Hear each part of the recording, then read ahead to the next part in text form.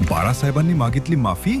होय, कधीही कुणापुढे न झुकणाऱ्या आणि आपल्या आक्रमक भूमिकेसाठी ओळखल्या जाणाऱ्या शिवसेना प्रमुख बाळासाहेब ठाकरेंना एकदा जाहीर माफी मागावी लागली होती. प्रसंग होता 14 फेब्रुवारी 2006चा. व्हॅलेंटाईन डेच्या दिवशी नालासोपारा येथील एका हॉटेलमध्ये काही तरुणांची खासगी आणि कौटुंबिक पार्टी सुरू होती. तिथे अचानक काही शिवसैनिकांनी घुसून राडा केला आणि सर्वात संतापजनक म्हणजे त्यांनी तिथल्या उपस्थित महिलांना अमानुष मारहाण केली. जेव्हा महिलांवरील या हल्ल्याची बातमी बाळासाहेबांना कळाली तेव्हा ते प्रचंड संतापले.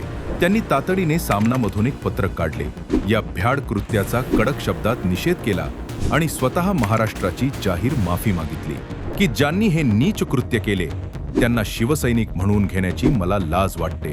जर महिलांना मारहाण झाली असेल तर हे शौर्य नसून निव्वळ भ्याडपणाचे लक्षण आहे. संस्कृती रक्षणाच्या नावाखाली महिलांवर हात उचलणारी तालिबानी प्रवृत्ती शिवसेनेत खपवून घेतली जाणार नाही, हा त्यांचा स्पष्ट संदेश होता.